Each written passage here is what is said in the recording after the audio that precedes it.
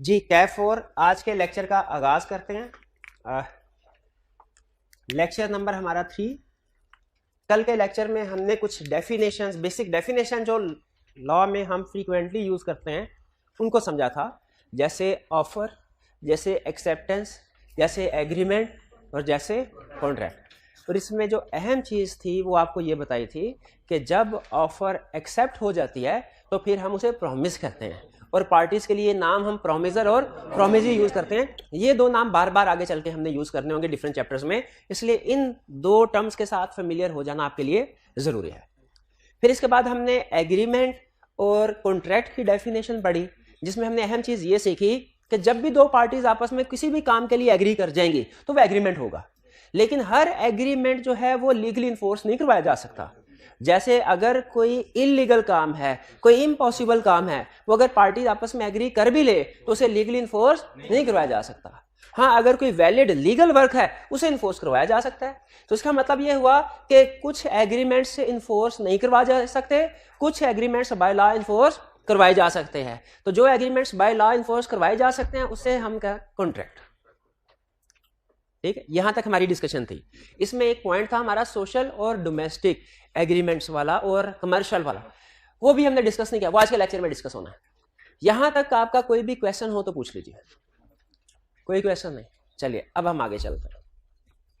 आज हम स्टडी करने जा रहे हैं, अब देखिए चूंकि एग्रीमेंट में बहुत से अहम चीजें हैं जो होना जरूरी है, लेकिन सबसे अहम है एक ऑफर और एक एक्सेप्टेंस। एक ऑफर, कोई भी एग्रीमेंट या कॉन्ट्रैक्ट होने के लिए जरूरी है दो चीजें, एक ऑफर, जब और भी चीजें हैं जैसे जो मकसद है वो लीगल होना चाहिए, इम्पॉसिबल या इलीगल नहीं होना चाहिए, लीगल और पॉसिबल होना चाहिए, वगैरह वगैरह। लेकिन कहानी शुरू कहां से होती है? ऑफर से और एक्सेप्टेंस से। तो इसीलिए हम इस बाकी का जो रिमेनिंग चैप्टर है हमारा, इसमें दो चीजें सीखेंगे, एक ऑफर के बारे में डिटेल डिस्कशन और दूसरा एक्सेप्टेंस के बारे में डिटेल डिस्कशन। आज के लेक्चर में हम सिर्फ और सिर्फ ऑफर के बारे में डिस्कस करेंगे। नेक्स्ट लेक्चर में हम फिर एक्सेप्टेंस के बारे में पढ़ेंगे। ऑफर की डेफिनेशन तो हमें पता है ना, कि जब एक पर्सन अपनी कंसेंट शो करता है किसी काम के लिए दूसरे बंदे को, तो वो उसकी तरफ से ऑफर है। जब दूसरा बंदा उसको यस कर दे, मान ले, एक्सेप्टेंस है, सिंपल। अब हम स्टडी करने जा रहे हैं टाइप्स ऑफ ऑफर। ऑफर की टाइप्स कितनी है? ऑफर की 3 टाइप्स है, 3 तरह की ऑफर होती है। एक है स्पेसिफिक ऑफर, एक है जनरल ऑफर और एक है काउंटर ऑफर। स्पेसिफिक ऑफर कौन सी है? स्पेसिफिक ऑफर ये है जो किसी स्पेसिफिक पर्सन को की जाए। ठीक है, जैसे ये भाई मुझे ऑफर करें, सर क्या आप मेरा मोबाइल 10,000 में खरीदेंगे? ये स्पेसिफिक ऑफर है, इन्होंने सिर्फ मुझे की ऑफर। इसका मतलब क्या है कि सिर्फ मैं, पूरी क्लास में सिर्फ मैं ही वो वाहिद पर्सन हूं जो इस ऑफर को एक्सेप्ट कर सकता हूं, इसके अलावा और कोई ऑफर को एक्सेप्ट नहीं कर सकता। स्पेसिफिक ऑफर का रूल है कि जिसको ऑफर की जाती है वही एक्सेप्ट कर सकता है और कोई बंदा एक्सेप्ट नहीं कर सकता। लेकिन एक दूसरी ऑफर है जनरल। जनरल ऑफर का रूल क्या है कि ये एक से ज्यादा लोगों को की जा सकती है, वाइड रेंज ऑफ पर्संस को की जा सकती है, जनरल पब्लिक एट लार्ज को की जा सकती है। ये है जनरल ऑफर। जनरल ऑफर का रूल ये है कि इसको कोई भी बंदा एक्सेप्ट कर सकता है, जिस तक ये ऑफर पहुंची है कोई भी बंदा एक्सेप्ट कर सकता है। जैसे अगर मैं इनसे कहूं कि भाई, अब असल में नहीं कह रहा, सचमुच नहीं कह रहा, मैं इनसे ये कहूं कि मैं आपको 100 रुपया इनाम दूंगा अगर आप मुझे कॉन्ट्रैक्ट की डेफिनेशन बता दें, 100 रुपया इनाम दूंगा। अब ये क्या, स्पेसिफिक ऑफर। और अगर मैं कहूं क्लास में जो भी मुझे कॉन्ट्रैक्ट की डेफिनेशन बताए सुनाएगा उसको 100 रुपया इनाम, अब ये क्या है? जनरल। ठीक है, ये कौन सी ऑफर है? General offer. क्लास में कोई भी जिस तक ये ऑफर पहुंची है एक्सेप्ट कर सकता है। लेकिन स्पेसिफिक ऑफर का रूल क्या है? जिसको ऑफर की गई है वही एक्सेप्ट कर सकता है, वही एक्सेप्ट कर सकता है। क्लियर हुई ये बात? स्पेसिफिक जनरल फर्क समझ आ गया? एक है काउंटर ऑफर। काउंटर ऑफर ऐसी ऑफर को कहते हैं जो कि दूसरी पार्टी इन रिटर्न ऑफर करती है। इसे आम जुबान में कहते हैं निगोशिएशन। जैसे इन्होंने कहा सर क्या आप 10,000 में मेरा मोबाइल खरीदेंगे, अगर मैं कहता हूं यस तो ये मेरी तरफ से एक्सेप्टेंस है, अगर मैं कहता हूं नो मेरी तरफ से रिजेक्शन है, अगर मैं कहता हूं 10,000 में नहीं 8,000 में खरीदूंगा, 8,000 में बेचते हो, ये क्या है, ये काउंटर। अब इसका मतलब यह है कि मैंने इन रिटर्न इनको ऑफर कर दिया है कि भाई 8,000 में बेच। अब एक्सेप्टेंस मैंने नहीं देनी, एक्सेप्टेंस उन्होंने देनी। अब मैं ऑफरर बन गया हूं और वो ऑफरी हो गया। काउंटर ऑफर का रूल है counter offer cancels original offer, counter offer cancels, इससे ओरिजिनल ऑफर कैंसिल हो जाती है। क्लियर? अच्छा, फर्ज कीजिए मैं कॉलेज से बाहर निकला, रिक्शे वाला खड़ा था, मैंने उससे कहा कि भाई घर चलोगे? उसने कहा जी सर बिल्कुल उधर चलेंगे। मैंने कहा कितने पैसे? उसने कहा सर 500 रुपया लूंगा। ठीक है, मुझे कहा सर अगर आप मुझे 500 रुपया दें तो मैं आपको घर पहुंचा देता हूं। ये उसकी तरफ से ऑफर है। अगर मैंने ये सुना और जवाब कुछ नहीं दिया, रिक्शे के अंदर बैठ गया, बताइए ये एक्सेप्टेंस है कि नहीं? कौन सी? इंप्लाइड एक्सेप्टेंस है। अच्छा, अगर मैंने कहा 500 नहीं 400, मेरी काउंटर ऑफर। जैसे ही मैंने 400 कहा ना, ये मेरी तरफ से काउंटर ऑफर है। इस ऑफर का इफेक्ट क्या होता है? जो ओरिजिनल 500 की ऑफर रिक्शे वाले ने दी थी वो खत्म हो गई, वो खत्म, वो जीरो हो गई। अब मैं ऑफरर हूं और रिक्शे वाला ऑफरी है। ठीक है, अब रिक्शे वाले ने कहा नहीं सर 400 में नहीं जाऊंगा, रिजेक्शन। मैंने कहा अच्छा चलो 500 में चलें। रिक्शे वाले ने कहा नहीं सर अब मैं 500 में भी नहीं जाऊंगा। बताइए क्या हमारा कॉन्ट्रैक्ट हुआ? कॉन्ट्रैक्ट नहीं हुआ। क्यों नहीं हुआ? एक्सेप्टेंस। भाई ऑफर, ये जिस ऑफर को मैं एक्सेप्ट कर रहा हूं ना, उस ऑफर को मैं खुद खत्म कर चुका हूं। तो जब जो ऑफर खत्म हो जाए ना, वो एक्सेप्ट नहीं हो सकती। जो ऑफर खत्म हो जाए वो एक्सेप्ट नहीं हो सकते। साथ दूसरा बंदा भी खड़ा था, उसने कहा चलो मैं 500 में जाता हूं, मुझे लेके जाते हो? रिक्शे वाले ने कहा बैठो। अब मैं उधर लड़ रहा हूं, मैं कह रहा हूं नहीं मैं भी 500 देने को तैयार हूं, तुम्हारी पहले बात मेरे से हुई थी, मैं जाऊंगा। लेकिन रिक्शे वाले का एग्रीमेंट किसके, कॉन्ट्रैक्ट किसके साथ हुआ है? वो दूसरे बंदे के साथ। क्योंकि हालांकि मैं ऑफर को एक्सेप्ट कर, लेकिन ये तो ऑफर मैं कैंसिल कर चुका हूं। काउंटर ऑफर कैंसल्स ओरिजिनल, ये समझ आई आपको? ये काउंटर ऑफर ध्यान में रखिएगा। जब हम किसी पार्टी को ऑफर करते हैं ना, असूल ये होता है उसने एज इट इज उसको एक्सेप्ट करना होता है। अगर वो उस ऑफर में कोई भी चेंज ला के हमें कहे तो वो एक्सेप्टेंस नहीं होती, वो काउंटर ऑफर होती है। ठीक है, जैसे आप दुकानदार, जैसे निगोशिएशन होती है ना समटाइम, तो अगर तो निगोशिएशन में आप किसी एक नतीजे पे पहुंच जाए दोनों पार्टीज, तो फिर तो एग्रीमेंट हो सकता है। लेकिन अगर निगोशिएशन में आपने एक रेट पूछा, दुकानदार ने कहा 10,000, आपने कहा नहीं 8,000 लगाओ, दुकानदार ने कहा नहीं मैंने नहीं बेचनी। अब आप 10,000 में भी नहीं खरीद सकते। आप ये नहीं कहेंगे कि 10,000 में मुझे बेच दो, क्योंकि ओरिजिनल ऑफर जो उसने 10,000 की थी, आपने काउंटर ऑफर के जरिए उसको कैंसिल कर दिया। ये बात समझ आती है? ऑफर की तीनों टाइप्स क्लियर? लेकिन इनिशियल पॉइंट पे जो मतलब रिजेक्शन नहीं हुई, आपने कहा कि जाना है, तो उसने आगे से 500 रुपीस बोले, इधर ऑफर और ऑफरी कौन होगा? मतलब आपने पहले पूछा है कि जाना है और आगे से उन्होंने कहा 500। नहीं, मैं अगर फर्ज कीजिए मैंने उसे पूछा तो ये मेरी तरफ से ऑफर है।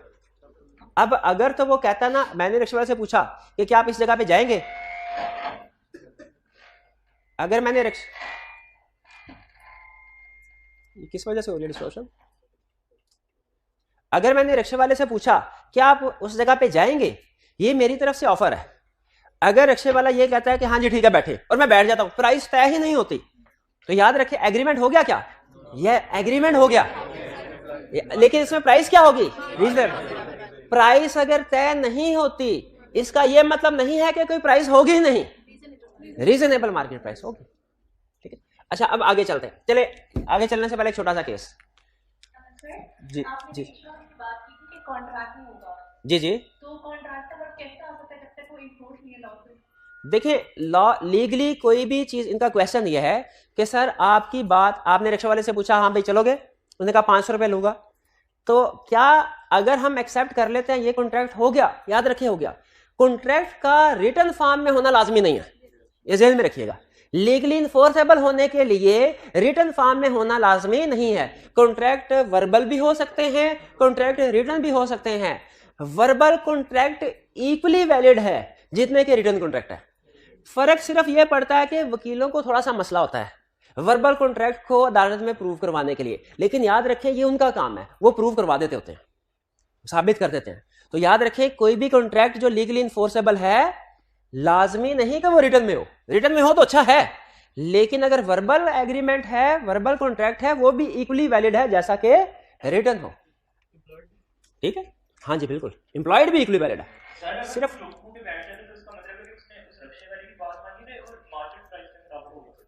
अगर फर्ज कीजिए प्राइस तय नहीं होती और चुप करके मैं रिक्शे में बैठ जाता हूं, तो इसमें जो रेंट मैंने पे करना है ना इसको, वो मार्केट के टर्म्स एंड कंडीशन के मुताबिक होगा। ठीक है, यानी मार्केट रेट के मुताबिक होगा। अच्छा फर्ज कीजिए एक आदमी है, ये आई कैप की केस स्टडी का एग्जांपल दे रहा हूं। एक आदमी है, उसका कुत्ता गुम गया। अब उसने अपने मुलाजिम से कहा कि जाओ ढूंढ के लाओ। मुलाजिम ढूंढने चला गया। थोड़ी देर हो गई तो कुत्ते के मालिक ने कहा मैं ऐसा करता हूं इनाम रख देता हूं। उसने कहा जो भी मेरा कुत्ता ढूंढ के लाएगा उसे 5,000 रुपया इनाम दिया जाएगा। थोड़ी देर के बाद उसका मुलाजिम कुत्ता लेके आया। उसे जब पता चला मुलाजिम को कि इस पे तो इनाम रखा हुआ है, उसने मालिक से कहा कि सर मुझे 5,000 इनाम दीजिए कुत्ता ढूंढ के लाए। उसने कहा इनाम कैसा, तुम्हें कोई इनाम नहीं मिलना।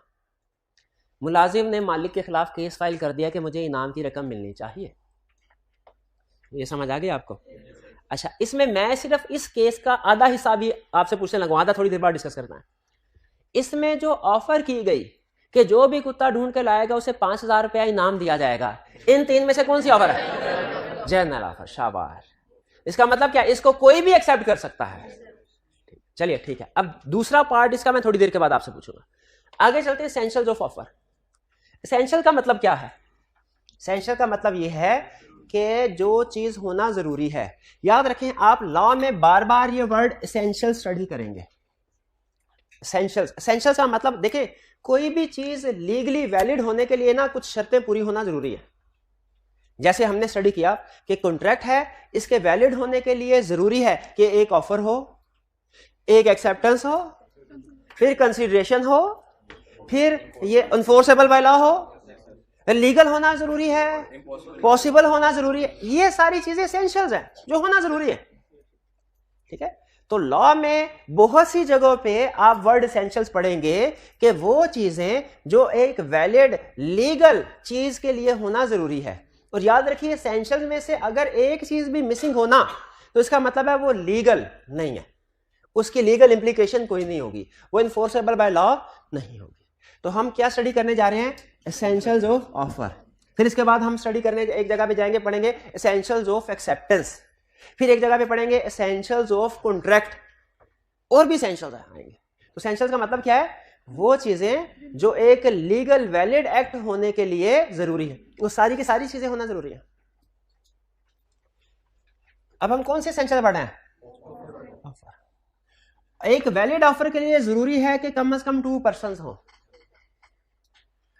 एक पर्सन ऑफर नहीं कर सकता। ठीक है, कल एग्जांपल दिया था, अगर मैं पास हो गया तो मैं खुद को बाइक गिफ्ट करूंगा। क्या ये एक वैलिड ऑफर है? नहीं।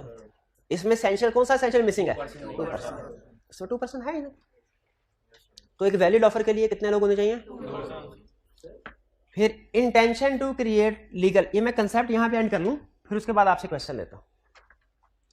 Intention to create legal relationship, दोनों पार्टीज दो होनी चाहिए और दोनों के दरमियान इरादा हो क्या कि लीगल रिलेशनशिप क्रिएट किया जाएगा। लीगल रिलेशनशिप क्या, जिसे कहते हैं कॉन्ट्रैक्चुअल रिलेशनशिप। जब दो पार्टीज अंडर सम कॉन्ट्रैक्ट, उनकी कोई राइट्स हो, ड्यूटीज हो एक दूसरे के ऊपर, बाइंडिंग एक्ट करने उन्होंने, तो हम कहते हैं इन दोनों के दरमियान में लीगल रिलेशनशिप क्रिएट हुआ। जब दो पार्टीज के दरमियान में एक वैलिड कॉन्ट्रैक्ट बनता है जिसको लीगली इन्फोर्स करवाया जा सकता है, तो हम कहते हैं दोनों में लीगल रिलेशनशिप है। Intention to create legal relation, दोनों पार्टीज का इरादा हो कि भाई हमारा लीगल रिलेशनशिप क्रिएट होगा, और अगर किसी ने इस रिलेशनशिप को सही तरीके से अंजाम ना दिया तो उसके खिलाफ कानूनी चाराजोई की जाएगी। अब यहां पे कल वाला एक्सेप्ट डिस्कस करने लगा हूं, कल वाला कंसेप्ट कि किन कॉन्ट्रैक्ट्स में intention to create legal relationship होती है और किन में नहीं होती। लॉ ये कहता है कि जो सोशल या डोमेस्टिक एग्रीमेंट्स हैं, सोशल, डोमेस्टिक, रिलीजियस एग्रीमेंट्स हैं, इनमें intention to create legal relationship नहीं है। लेकिन जो कमर्शियल एग्रीमेंट्स हैं, कमर्शियल, इनमें intention to create legal relationship है। जैसे क्लासिक एग्जांपल्स, वो कहता है अगर हस्बैंड एंड वाइफ इन दोनों के दरमियान में कोई चीज तय होती है, ठीक है, डेली रूटीन में कोई एक पार्टी दूसरे से वादा करती है और फिर वो पूरा नहीं करती, क्या दूसरी पार्टी पहले के खिलाफ एक्शन ले सकती है? सोशल, डोमेस्टिक है। इन नॉर्मली सोशल एग्रीमेंट्स में intention to create legal relationship नहीं होता, ठीक है। हस्बैंड सुबह ऑफिस आ रहा है, वाइफ ने कहा अच्छा आप शाम को आए ना, तुम खाना खाने के लिए कहीं चलेंगे। हस्बैंड ने कहा ठीक है। वापस आया, हस्बैंड थका हुआ था, उसने कहा नहीं मैं नहीं जा सकता। अब क्या वाइफ उसके खिलाफ लीगल केस फाइल कर सकती है कि इसने एग्रीमेंट किया था, उसकी ब्रीच की, उस एग्रीमेंट को तोड़ा, इसके खिलाफ कानूनी कार्रवाई की जाए? लॉ ये कहेगा इसमें तो चूंकि ये सोशल नेचर का एग्रीमेंट है, इसमें intention to create legal relationship नहीं है, ठीक है। अब एक किताब में उसने एग्जांपल दी, केस स्टडी की, उसने कहा हस्बैंड ने वाइफ से कहा संडे को मेरे दोस्त आने वाले हैं, तुम ऐसा करना उनके लिए अच्छा सा खाना बनाना, मैं तुम्हें एक सूट दिलवाऊंगा। वाइफ ने कहा अच्छा। वाइफ ने बेहतरीन किस्म का खाना तैयार किया, दोस्त आए, पार्टी शार्टी की, निकल गए। बाद में वाइफ ने कहा सूट, उसने कहा कौन सा सूट, कोई सूट नहीं, भागो। क्या वाइफ लीगल एक्शन ले सकते हैं हस्बैंड का? ये क्यों, ये क्या है? ये सोशल एग्रीमेंट, डोमेस्टिक एग्रीमेंट, इनमें intention to create legal relationship नहीं। अगर intention to create legal relationship नहीं है तो वो एग्रीमेंट इन्फोर्सेबल बाय लॉ नहीं है। ए ने बी को कहा अपने दोस्त को जरा पाकिस्तान इंडिया का मैच है, तुम मेरे घर आना, खाना खाएंगे, हम इकट्ठे मैच भी देखेंगे। ए ने खाना तैयार किया, बी आया ही नहीं। क्या ए बी के खिलाफ लीगल केस फाइल कर सकता है कि खाना तैयार करने पे जो खर्चा, मेरा खाना जाया हुआ, जो खर्चा हुआ ना वो मुझे से लेके दिया जाए? नहीं, क्यों नहीं कर सकता? ये सोशल एग्रीमेंट्स हैं, डोमेस्टिक एग्रीमेंट्स हैं, इनमें intention to create legal relationship नहीं होता। अगर फर्ज कीजिए ए ने बी को बुलाया, बी आया, ए ने कहा मैं तो मजाक कर रहा था, मैंने तो कोई खाना तैयार ही नहीं किया। अब बी कह रहा है कि अच्छा मैं टैक्सी पे आया हूं, मेरे आने जाने का किराया तुम दो।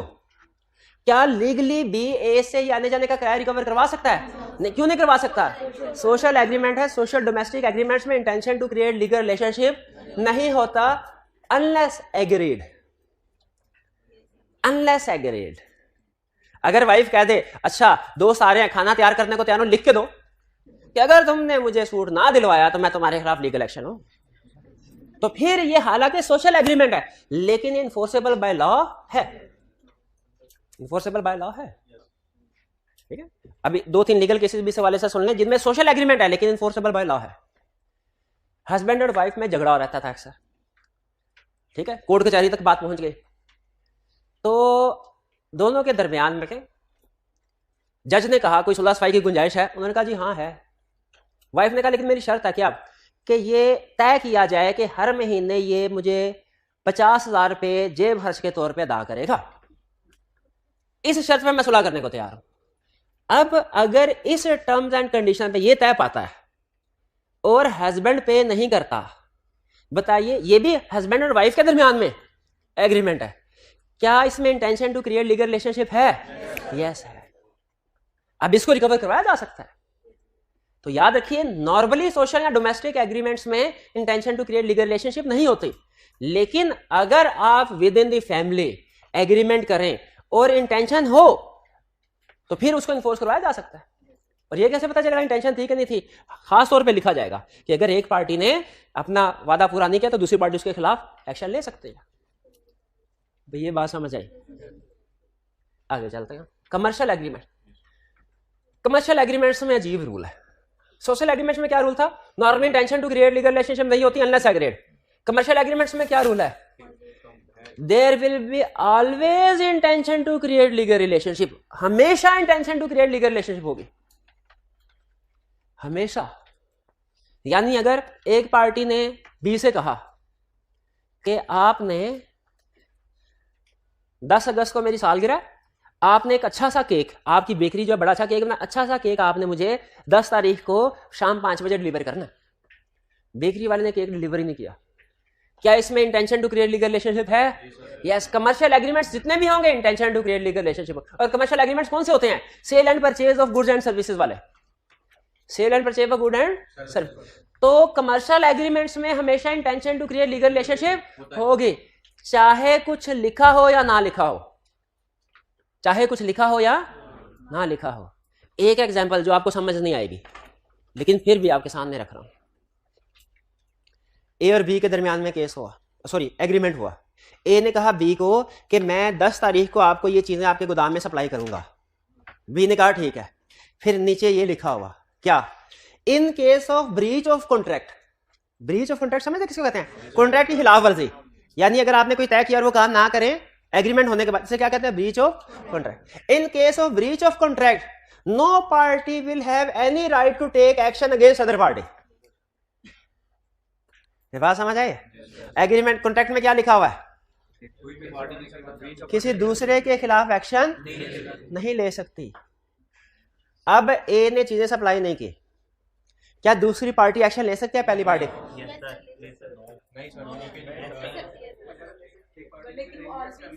हाँ जी, लॉ ये कहता है कमर्शियल एग्रीमेंट्स में हमेशा intention to create legal relationship है, चाहे आप जो मर्जी लिखे या ना लिखे। तो इसका मतलब अगर आप ये तय कर भी लेते हैं ना, तो भी आप दूसरी पार्टी के खिलाफ कानूनी चाराजोई कर सकते हैं।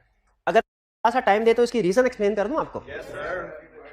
चले, लॉ ये कहता है हर इंसान के ना, हर सिटीजन के कुछ फंडामेंटल राइट्स हैं जिनको आप थ्रू एग्रीमेंट भी रोक नहीं सकते।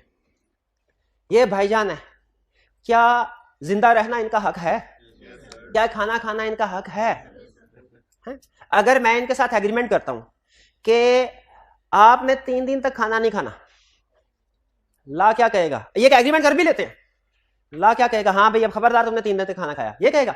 ला कहेगा नहीं, खाना खाना इसका बुनियादी हक है, उससे इसको महरूम नहीं किया जा सकता, चाहे एग्रीमेंट कर भी लिया है, खाना खाना तो खाओ बेफिक्र होकर। ला कहेगा मैं देखता हूं तुम्हें कैसे रोकता है। अपने घर वालों से, फैमिली मेंबर से मिलना क्या हर इंसान का बुनियादी हक है? अगर मैं इनके साथ एग्रीमेंट कर लूं, खबरदार जब तक तुम सीए पास नहीं करोगे अपने घर वालों से नहीं मिलना तुमने, ये एग्रीमेंट कर भी लेते हैं। बताइए एग्रीमेंट करने के बाद भी ये अपने घर वालों से मिल सकते हैं कि नहीं मिल सकते? क्यों? घर वालों से मिलना इनका बुनियादी हक है, उसको इससे रोका नहीं जा सकता। एग्जैक्टली उसी तरह किसी भी झगड़े की सूरत में कानून का दरवाजा खटखटाना, कानून से हेल्प लेना हर बंदे का बुनियादी हक है, हर बंदे का बुनियादी हक है। आप चाहे एग्रीमेंट कर भी ले कि मैं तुम्हारे खिलाफ कोई एक्शन नहीं करूंगा, उसके बावजूद भी आपके पास राइट है, अगर कॉन्ट्रैक्ट में, कमर्शियल कॉन्ट्रैक्ट में कोई मसला होता है, आप कानून का दरवाजा खटखटा सकते हैं। ये बात समझ आई? तो ये कल ये कंसेप्ट रह गया था, ये भाईजान आप जो पूछ रहे थे, समझ आ गया? सोशल एग्रीमेंट्स का रूल क्या है? सोशल एंड डोमेस्टिक का intention to create legal relationship नहीं है अनलेस एग्रीड। और कमर्शियल एग्रीमेंट्स का रूल क्या है? इंटेंशन टू क्रिएट हमेशा मौजूद हो। आगे चलें। Next, certain and definite. Offer certain और डेफिनेट होनी चाहिए, मतलब ऑफर क्लियर होनी चाहिए, ऑफर क्लियर होनी चाहिए। जैसे इन भाईजान के पास 2 मोबाइल हैं, एक है सैमसंग का, एक है नोकिया का। ये मुझसे कहते हैं सर क्या आप मेरा सैमसंग का मोबाइल खरीदते हैं 10,000 में, ये ऑफर वैलिड है? सर्टन एंड डेफिनेट है। ये कहते हैं सर नोकिया का मोबाइल मेरा 5,000 में खरीदते हैं, सर्टन है, डेफिनेट। ये कहते हैं सर क्या आप मेरा मोबाइल 10,000 में खरीदेंगे, ये सर्टन एंड डेफिनेट है कि नहीं? सर्टन एंड डेफिनेट है कि नहीं? ये क्यों नहीं है? क्योंकि 2 मोबाइल है, पता ही नहीं कौन सा मोबाइल कह रहे हैं, कौन सा मोबाइल कह रहे हैं। तो ये ऑफर को सर्टन एंड डेफिनेट होना चाहिए, उसके टर्म सारी क्लियर हो। ये बात समझ आई? अच्छा, अगर इनके पास 2 मोबाइल है और ये कहते हैं सर आप मेरा मोबाइल 10,000 में खरीदेंगे, ये ऑफर वैलिड क्यों वैलिड नहीं है?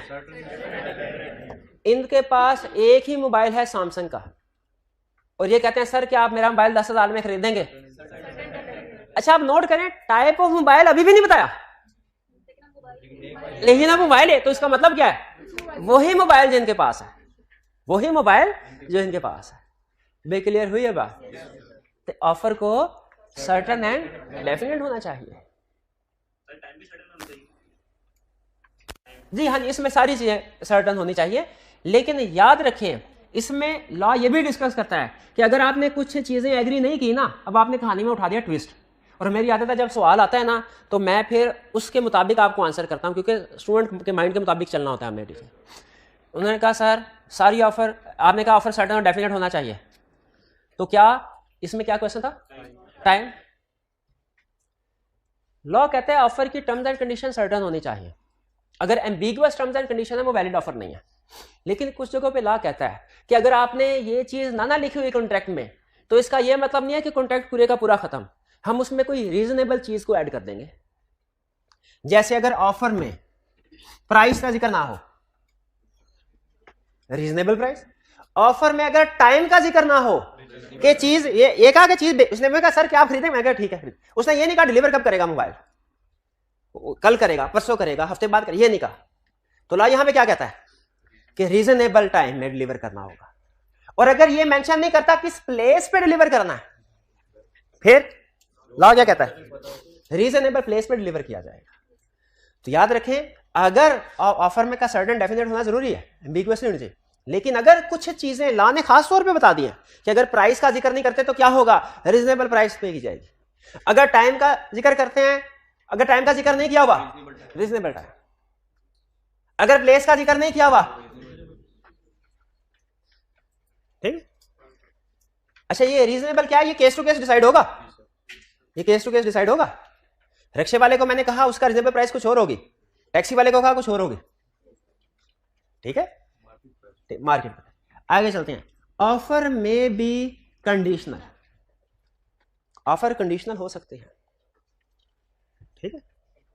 जैसे आपने शायद अखबार में इस तरह का इश्ताहार देखा हो, हमें एक अकाउंटेंट की जरूरत है जो कम से कम ग्रेजुएशन पास हो। ये एक तरह से समझ लीजिए, एक तरह से ऑफर, लेकिन इसमें कंडीशन लगा दी, क्या, ग्रेजुएशन। जी नहीं, ये जनरल है, ये जनरल है, यानी जो भी ग्रेजुएशन पास है वो आ जाए, वो आ जाए, ठीक है। या बल्कि स्पेसिफिक केस बताता हूं आपको, इसको इस एग्जांपल को छोड़े गोली मारे। स्पेसिफिक केस, एक जगह पे जॉब इंटरव्यू चल रहा था, ठीक है। कंपनी ने एम्प्लॉइज को शॉर्टलिस्ट किया, जो सबसे ऊपर पहले नंबर पे एम्प्लॉय था उसको ऑफर की, क्या, हाँ आपने इंटरव्यू दिया था, इंटरव्यू में पास हो गए हैं, आप हमें 10 दिन के अंदर अंदर इस ब्रांच पे आके ज्वाइनिंग दीजिए। नॉर्मली इस तरह का जो एक ऑफर लेटर होता है ना, उसमें इसी तरह की वर्डिंग होती है। आप जब आर्टिकल्स के लिए जाएंगे तो आपको इसी तरह का लेटर मिलेगा, आपको हमने अपॉइंट कर लिया है, आप इस दिन आके रिपोर्ट करें। तो लिखा हुआ था 10 दिन के अंदर आके हमारे लाहौर ऑफिस में आप ज्वाइनिंग दीजिए।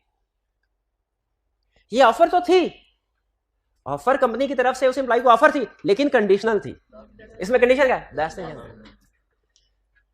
वो एम्प्लॉय 12 दिन के बाद आया, बताइए क्या ये एक्सेप्टेंस वैलिड है, नहीं।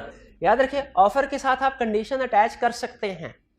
ऑफर देने वाला, ऑफर करने वाला ऑफर के साथ कंडीशन अटैच कर सकते। दूसरी पार्टी ने कंडीशन को एज इट इज एक्सेप्ट करना है। अगर दूसरी पार्टी कंडीशन को एज इट इज एक्सेप्ट नहीं करती तो वो वैलिड एक्सेप्टेंस नहीं समझी जाएगी। क्लियर हो या बात?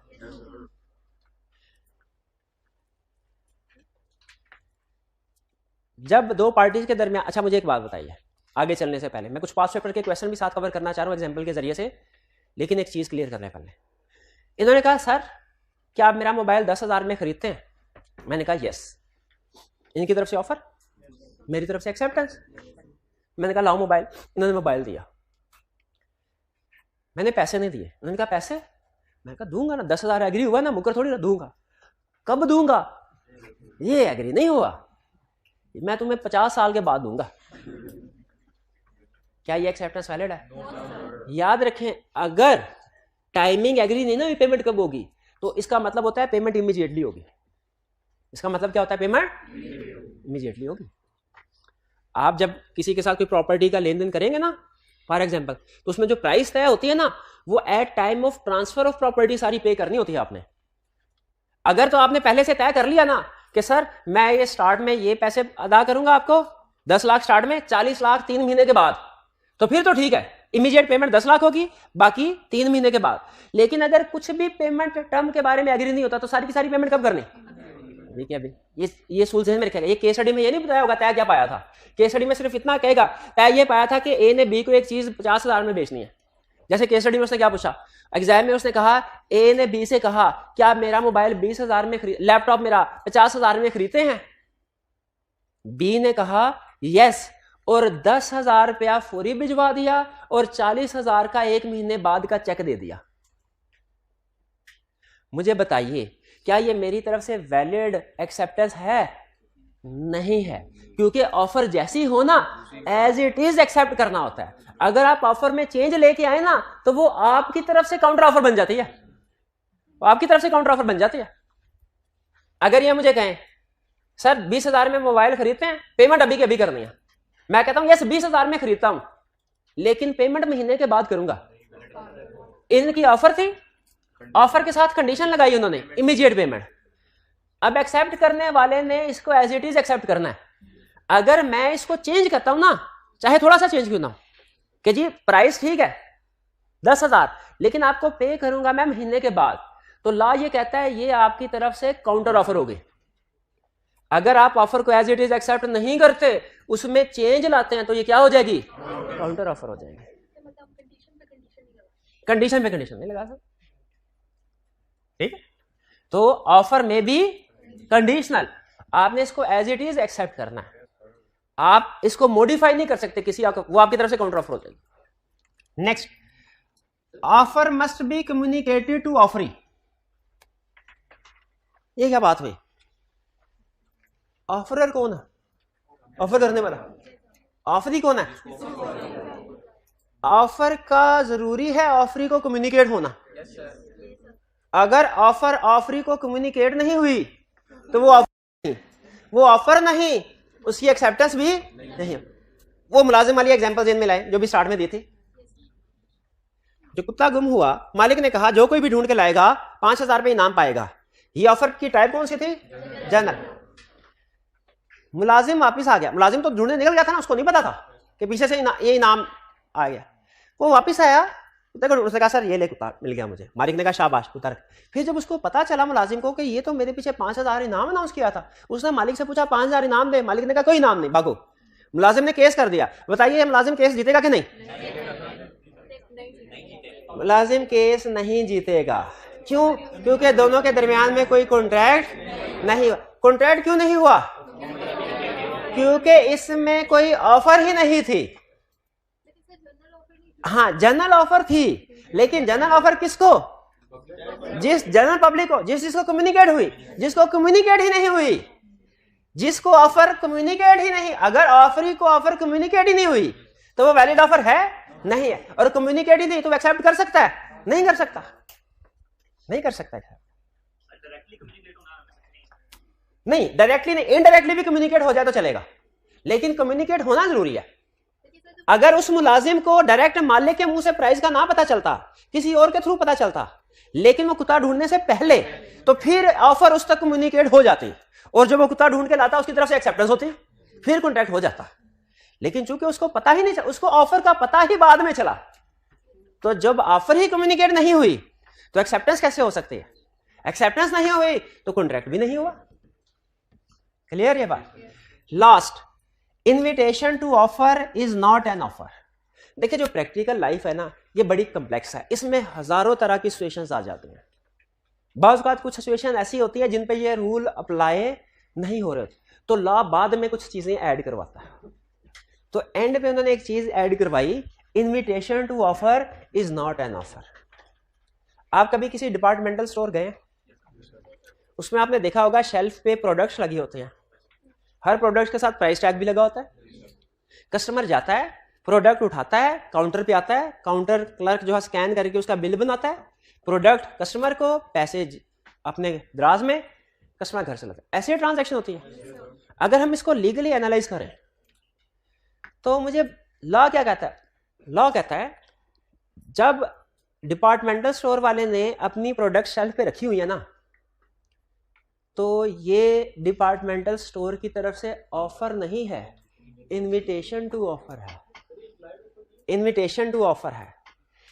जब कस्टमर वो प्रोडक्ट उठाता है और काउंटर पे लेके जाता है, ये कस्टमर की तरफ से ऑफर है, कस्टमर की तरफ से ऑफर है। और जब काउंटर क्लर्क उसको स्कैन करके बिल बना लेता है, ये उसकी तरफ से एक्सेप्टेंस है। यह इनविटेशन। लॉ ने हमें 4 स्पेसिफिक एग्जांपल बताई हुई है कि इन केसेस में ये ऑफर नहीं होगी, इनविटेशन टू ऑफर होगी। Advertisement for auction, display of goods with price tags at stores, circulation of information, notice of tender. ये 4 एग्जाम्पल जो है ये क्या है? इनविटेशन टू ऑफर है, ऑफर नहीं है। इनको 1 बाय 1 एग्जाम्पल से समझते हैं। सबसे पहले नोटिस ऑफ टेंडर।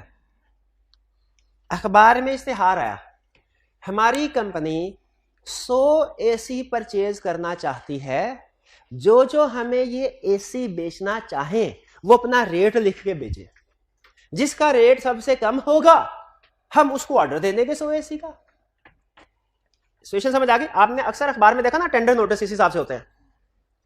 ये जो टेंडर नोटिस अखबार में आता है ये ऑफर है कि invitation to offer? Invitation to offer. जो पार्टीज अपनी अपनी कोटेशन भेजेंगी वो ऑफर है, और उनमें से जिनको ये अप्रूव कर देते हैं इनकी तरफ से एक्सेप्टेंस है। अब एक लीगल केस में हुआ क्या, एक कंपनी ने टेंडर नोटिस इशू किया अखबार में, एक पार्टी ने अपनी कोटेशन भेजी, कंपनी ने उससे कम वाली कोटेशन को ऑर्डर दे दिया।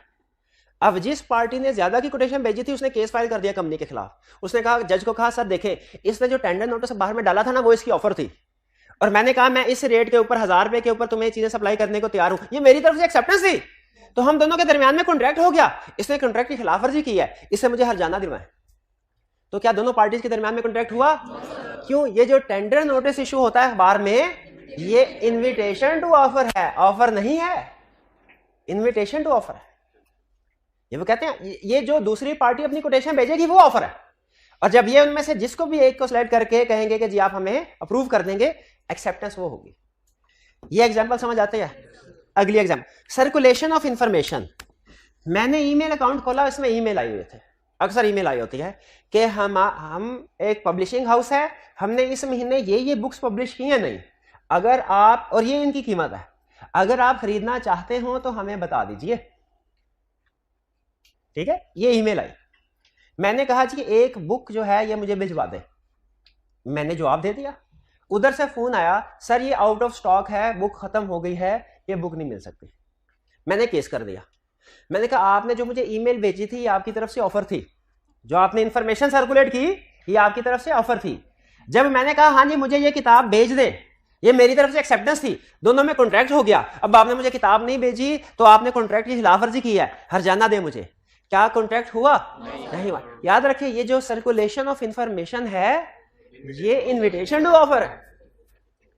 मेरा ये कहना कि मुझे ये किताब भिजवा दें ये क्या है? ऑफर। और दूसरी पार्टी ने जब ये कहा कि ये किताब आउट ऑफ स्टॉक है आपको नहीं भिजवा सकते, ये रिजेक्शन ऑफ ऑफर है, खिलाफवर्जी नहीं हुई। तो इसका मतलब है सर्कुलेशन ऑफ इंफॉर्मेशन भी इन्विटेशन टू ऑफर है। ये बात समझ आ रही है? पक्की बात है भाई, मुश्किल तो नहीं हो रहा। ये लॉ है, थोड़ा इसका पता कुछ नहीं चलता। वैसे कोई एक जगह पे भी आपको लगे ना कि मुश्किल है तो आपने पूछ लेना।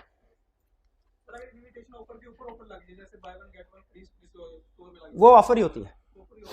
अगर किसी स्टोर में ऑफर है by one get one free, by one get one, तो ये इन्विटेशन टू ऑफर ही है, रूल वही लगेगा हमारा। अगर आप उसमें से दोनों प्रोडक्ट्स को लाके जाते हैं तो वो आपकी तरफ से ऑफर है। काउंटर क्लर्क ने कहा कि सॉरी सर, असल में आपको ये अंदाजा होगा कि बाज़ औक़ात जो उन्होंने डिस्प्ले पे चीजें लगाई होती है ना वो फार सेल नहीं होती, वो सेल वाला स्टॉक वो लदा से उन्होंने रखा होता है। तो डिस्प्ले के ऊपर जो चीजें लगाई हुई हैं वो इन्विटेशन है। आप जब चीजों को उठा के काउंटर पे लेके जाते हैं ये आपकी तरफ से ऑफर है। अगर काउंटर क्लर्क कह दे सॉरी सर ये हम चीजें बेच नहीं सकते, तो याद रखें ये रिजेक्शन ऑफ ऑफर है, ये रिजेक्शन। तो ये display of goods with price tag at store ये भी क्या है? Invitation to offer. Invitation to offer offer नहीं होती। ठीक है, ये 4 सिचुएशन है, इनका चाहे रटा लगा ले, रीजनिंग ना भी समझ आए ना एग्जाम पॉइंट ऑफ व्यू से रटा, लेकिन मैं एक एग्जांपल दे रहा हूं ताकि रीजन भी आपको समझ आ जाए। Advertisement for auction. कराची अखबार में इश्तिहार आया कि जी कराची में ऑक्शन होगी, जो भी आके बोली में हिस्सा लेना चाहे वो ले सकते हैं। अखबार में इश्तिहार आया। लाहौर का एक ताजिर कराची गया, उधर जाके पता चला कि ऑक्शन कैंसिल हो गई है। उसने जो ऑक्शन करने वाले लोग थे उनके खिलाफ केस कर दिया। उसने कोर्ट में कहा सर देखिए इन्होंने अखबार में इश्तिहार दिया था कि ऑक्शन होगी, ये इनकी तरफ से ऑफर थी, मैं अब उस ऑक्शन में हिस्सा लेने के लिए आया हूं, मेरी तरफ से एक्सेप्टेंस है, तो कॉन्ट्रैक्ट हो गया। इन लोगों ने ऑक्शन नहीं करवाई, ब्रीच ऑफ कॉन्ट्रैक्ट है, इनसे मुझे हर्जाना लेके थे। लॉ ने क्या कहा? इन्विटेशन टू ऑफर थी। Advertisement for auction invitation to offer. Offer कब होती है भला? जब हम ऑक्शन में जाके बैठते हैं तो वो कहता है ना हाँ भाई ये चीज, ये कुर्सी बिकने लगी है, हाँ जी क्या बोली लगाते हैं इसकी, क्या बोली लगाए इसकी? 10,000। ये ऑफर है, ये ऑफर है जो ताजिर ने दी। 10,001, 10,002, अब 12,000। अब ये ऑफर इसी तरह होता है ना। ये एक्सेप्टेंस कब होती है भला? आपने अक्सर देखा होगा वो कहता है 12,001, 12,002 और 12,003। ये जिस वक्त 3 करके वो ठग करके थोड़ी मारते हैं, जिस वक्त वो थोड़ी मारते हैं ना, उसका मतलब होता है ये एक्सेप्टेंस है, उस वक्त कॉन्ट्रैक्ट होता है। अब अगर कोई 50,000 की भी बोली लगा देना तो ये प्रोडक्ट नहीं बिक सकती, ये 12,000 वाले की हो गई। लेकिन एक्सेप्टेंस से पहले पहले अगर कोई दूसरा बंदा बड़ी अमाउंट की बोली लगा दे और उसको बेच दी जाए तो याद रखे ये वैलिड है, क्योंकि अभी एक्सेप्टेंस नहीं हुई, एक्सेप्टेंस नहीं हुई। क्लियर हुई है बात? तो ये 4 एग्जांपल्स हैं जो इनविटेशन टू ऑफर। इनमें आपको पता होना चाहिए कि ये ऑफर नहीं है, इनविटेशन टू ऑफर। क्लियर? अच्छा, केस स्टडी का एक क्वेश्चन। जी जी।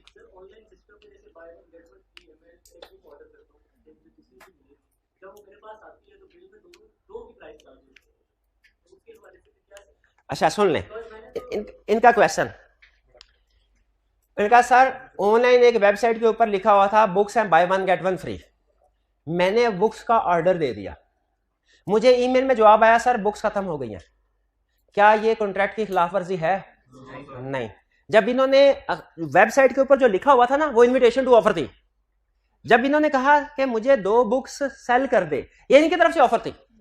पब्लिशर ने कह दिया बुक्स आउट ऑफ स्टॉक है, तो पब्लिशर ने ऑफर को रिजेक्ट कर दिया। इस सूरत में कॉन्ट्रैक्ट नहीं हुआ। लेकिन अगर इन्होंने ऑर्डर दिया और इनको books I, 2 he books I, लेकिन उनके ऊपर दोनों का रेट प्रिंटेड था, दोनों के पैसे शामिल थे इनवॉइस में, ये ब्रीच ऑफ कॉन्ट्रैक्ट है। कि जब कॉन्ट्रैक्ट में ये तय पाया था कि बाय 1 गेट 1 फ्री है तो एक ही के पैसे चार्ज होंगे, 2 के नहीं होंगे। आप सिर्फ एक के लीगली एक ही प्राइस पे करने के लायबल है, दूसरे करने के लायबल नहीं। ठीक है, ये समझ आ गई? अच्छा जी जी। ऑप्शन में वो कंडीशन लगा रहे हैं कि कम से कम 10,000 इसकी कीमत होनी चाहिए। हाँ सब। अगर बाज़ औक़ात ऑप्शन में ये भी होता है कि बोली की कीमत का 10% मौके पे जमा करवाना जरूरी है, ठीक, तो इस सूरत में ऑफर कंडीशनल हो गई। ठीक है, अगर जो जो इस कंडीशन को पूरा करेगा वो वैलिड है, अगर जो इस कंडीशन को पूरा नहीं करता वो आउट है। अच्छा मुझे ये बताइए, अगर मैं इनसे ये कहूं कि भाईजान मुझे ये पता चला है कि आप अपनी गाड़ी बेच रहे हो, अगर जी सर बेच रहा हूं, अब मैं इनसे पूछ रहा हूं अच्छा ज्यादा से ज्यादा कीमत क्या लगी है तुम्हारी गाड़ी की? ये कहीं ज्यादा से ज्यादा कीमत लगी है 5 लाख। मैंने कहा अच्छा, ये लो 5,10,000 का चेक और गाड़ी मेरी हुई, क्या वैलिड कॉन्ट्रैक्ट हुआ? क्यों नहीं हुआ? ये मैं ऑफर नहीं, ऑफर तो वो उसने की थी जो 5 लाख कहा था, वो ऑफर नहीं थी, वो इंफॉर्मेशन थी, वो इंफॉर्मेशन थी, इन्विटेशन थी। हाँ जी, वो इंफॉर्मेशन मैं इनसे ले रहा था। ये मैं जो 5,10,000 दे रहा हूं ये मेरी तरफ से ऑफर है, ये चाहे तो इसको एक्सेप्ट करें, चाहे तो इसको रिजेक्ट करें। हाँ, अगर ये कहते ना सर मैं अपनी गाड़ी 5 लाख में बेच रहा हूं, क्या आप खरीदेंगे? और मैं कहता है यस, ये फिर ऑफर होती है, और फिर मैं यस कहता तो फिर कॉन्ट्रैक्ट होता। ठीक है, तो हमने ज़हन में रखिएगा जो बाज़ औक़ात इंफॉर्मेशन आती है हमारे सामने वो ऑफर नहीं होती। हाँ जी बिल्कुल, एसेंशियल भी हो गई। अच्छा जी जी। Intention to create legal relationship में मैंने 3 अल्फाज बोले थे, सोशल, डोमेस्टिक और रिलीजियस। इसमें रिलीजियस वाला मैंने जानबूझ के फिर स्किप कर दिया था, मुझे लगा ये एडवांस एग्जांपल हो जाएगी, लेकिन आपने पूछा है तो मैं एक्सप्लेन कर देता हूँ। लेकिन इसको थोड़ा सा होल्ड कर ले, पहले मैं कम्युनिकेशन ऑफ ऑफर, क्योंकि ये करवा चुका हूँ, सिर्फ लिंक करवाना है। ऑफर का कम्युनिकेट होना जरूरी है। किसको कम्युनिकेट होना? ऑफर को। ऑफर एक्सप्रेस भी हो सकते हैं, इम्प्लाइड भी, ये तो हम पढ़ चुके हैं, ये मैं नहीं करवा रहा। कम्युनिकेट कब होती है? When it comes to knowledge of offering, यानी जब ऑफरिंग के नॉलेज में आएगी। ये इसकी एक्सप्लेनेशन है, ये इस लाइन की एक्सप्लेनेशन है। ठीक है, ऑफर कब कम्युनिकेट हो, ये वही एग्जांपल मालिक वाली और कुत्ता गुम हो गया था, मुलाजिम तक कम्युनिकेट होगी तो फिर ये वैलिड ऑफर है, वरना वैलिड ऑफर नहीं है। यहां तक क्लियर हो गया? अच्छा, अब ये मैं उनकी एग्जांपल जो मैं रिलीजियस वाले एग्जांपल का है वो डिस्कस कर रहा हूं, ये नेक्स्ट लेक्चर में हम कवर करेंगे। ठीक है, असाइनमेंट में आपके जो इस लर्निंग ऑब्जेक्टिव के क्वेश्चंस होंगे ना वो ना कीजिएगा, ठीक है, असाइनमेंट में इस लर्निंग ऑब्जेक्टिव के क्वेश्चन वो आपने नहीं करना। इन्होंने कहा एग्जाम्पल रिलीजियस के, फर्ज कीजिए कि आप जुम्मे की नमाज पढ़ने के लिए मस्जिद में गए और मस्जिद में इमाम साहब ने कहा कि जी मस्जिद ज़ेरे तामीर है, इसके लिए चंदा चाहिए, और जो मस्जिद की तामीर में हिस्सा लेगा जन्नत में घर पाएगा। आप उधर जज्बाती हो गए, आपने खड़े होकर कहा मैं 1 लाख रुपए चंदा दूंगा, अभी दिया नहीं है, मैं 1 लाख रुपए चंदा दूंगा। जब कह के घर वापस आए 2-4 घंटे के बाद आपने कहा ये मैं क्या कह बैठा हूं, 1 लाख रुपए तो मेरे और बड़े बड़े से काम हो जाएंगे, आप मुकर के आपने 1 लाख रुपया नहीं दिया। क्या इमाम साहब आपके खिलाफ लीगल एक्शन ले सकते हैं? नहीं। ठीक है, जिस तरह सोशल और डोमेस्टिक एग्रीमेंट्स में intention to create legal relationship नहीं होती, उसी तरह रिलीजियस एग्रीमेंट्स में भी intention to create legal relationship नहीं होती। लेकिन लेकिन एक केस ऐसा है जिसमें इमाम साहब पैसे आपसे निकलवा सकते हैं, लेकिन वो मैं अभी नहीं बताऊंगा, मुझे बताइए यहां तक क्लियर हो गया? अब 2 मिनट में क्विक रिवीजन कर लें। आज हमने क्या सीखा? आज हमने ऑफर के बारे में डिस्कस किया, क्योंकि एक वैलिड कॉन्ट्रैक्ट के लिए जरूरी है ऑफर भी हो एक्सेप्टेंस भी हो। आज हमने ऑफर को डिस्कस किया। ऑफर में हमने देखा ऑफर की 3 टाइप्स हैं। स्पेसिफिक ऑफर जो स्पेसिफिक पर्सन को की जाती है, जनरल ऑफर जो पब्लिक एंड लार्ज को की जाती है, काउंटर ऑफर जो एक ऑफर के बदले में दूसरी पार्टी ऑफर करती है। काउंटर ऑफर अहम है concept, counter offer original offer को कैंसिल कर देती है। अगर आपने काउंटर ऑफर दे दी तो याद रखें फिर इसके बाद ओरिजिनल ऑफर खत्म, आप ओरिजिनल ऑफर को एक्सेप्ट नहीं कर सकते। फिर हमने स्टडी किया एसेंशियल्स ऑफ ऑफर, ऑफर में क्या एसेंशियल्स होना जरूरी है। हमने कम से कम 2 पर्सन होने चाहिए, दोनों पार्टीज के दरमियान में intention to create legal relationship होनी चाहिए। अगर intention to create legal relationship नहीं है तो वो कॉन्ट्रैक्ट नहीं है। और intention to create legal relationship का रूल क्या है कि सोशल डोमेस्टिक या रिलीजियस एग्रीमेंट्स में intention to create legal relationship नहीं है, कमर्शियल एग्रीमेंट्स में है। सर्टेन एंड डेफिनेट होना चाहिए ऑफर की टर्म्स एंड कंडीशन, लेकिन कुछ चीजें अगर मेंशन नहीं है ऑफर में तो लॉ उनको रीजनेबली इंपोज करवाता है। ऑफर में भी कंडीशनल, ऑफर के साथ आप कोई कंडीशन अटैच कर सकते हैं। वो कंडीशन हो सकता है डेट की हो कि इस डेट से पहले एक्सेप्टेंस जरूरी है, वो हो सकता है प्लेस की हो कि चीजें इस जगह पे डिलीवर करना जरूरी है। कंडीशन कोई भी हो सकती है, आप कंडीशन लगा सकते हैं। दूसरी पार्टी उस कंडीशन को एज इट इज एक्सेप्ट करेगी। अगर दूसरी पार्टी चेंज करती है कंडीशंस को तो वो फिर काउंटर ऑफर बन जाएगी। ऑफर कम्युनिकेट होनी चाहिए ऑफरी को, अगर ऑफरी को ऑफर कम्युनिकेट नहीं हुई तो वो वैलिड ऑफर नहीं है, वैलिड ऑफर नहीं है तो उसकी एक्सेप्टेंस भी नहीं हो सकती। और invitation to offer is not an offer. ये 4 केसेस लॉ ने क्लियरली कहा हुआ इनविटेशन टू ऑफर होते हैं। ये आपने याद कर लेने। कुछ स्टूडेंट को समझ आते हैं, कुछ स्टूडेंट को समझ नहीं आते, तो केस स्टडी सॉल्व करने के लिए जरूरी है कि आप इनको कम से कम याद जरूर कर लें। और फिर कम्युनिकेशन कब होती है ये हमने पता चल गया, इंप्लाइड भी हो सकती है, एक्सप्रेस भी हो सकती है, और जब ये ऑफरी के नॉलेज में आ जाए। ये था हमारा ऑफर से रिलेटेड। अच्छा, एक चीज में रखिएगा, आपने जो असाइनमेंट है इसको पढ़ना जरूर है, ठीक है, पढ़ना जरूर है, और कोशिश करें कि लिखें भी रिटन फॉर्म में, ठीक है। लेकिन अगर आप अभी समझते हैं कि अभी तो लॉ शुरू हुआ है, हमें लीगल लैंग्वेज में लिखना नहीं आता, कम से कम रीड जरूर कर ले। और जहन में रखिएगा, लॉ में जब तक किसी कंसेप्ट की एग्जाम्पल या केस स्टडी ना बढ़े, कंसेप्ट समझ नहीं आता। इसीलिए ये जो आपको असाइनमेंट दी गई है ना, इसमें बहुत सी एग्जाम्पल है, केस स्टडी है। अभी हो सकता है आपको ये एसेंशियल्स या ये टाइप सही तरीके से समझ ना आई हो, लेकिन जब एग्जाम्पल्स को पढ़ेंगे, केस स्टडीज को पढ़ेंगे, तो आपको अंदाजा होगा अच्छा इसकी एप्लीकेशन ये थी। तो आपने रीडिंग कम से कम लाजमी करनी है, ठीक है, रीडिंग लाजमी करेंगे जी। चलिए, ये वाला जो कंसेप्ट था ना रेवोकेशन ऑफ ऑफर, इसकी एग्जाम्पल्स वगैरह ना कीजिएगा, बाकी कर लीजिए। आज का लेक्चर यहाँ पे खत्म करते हैं। अल्लाह हाफिज।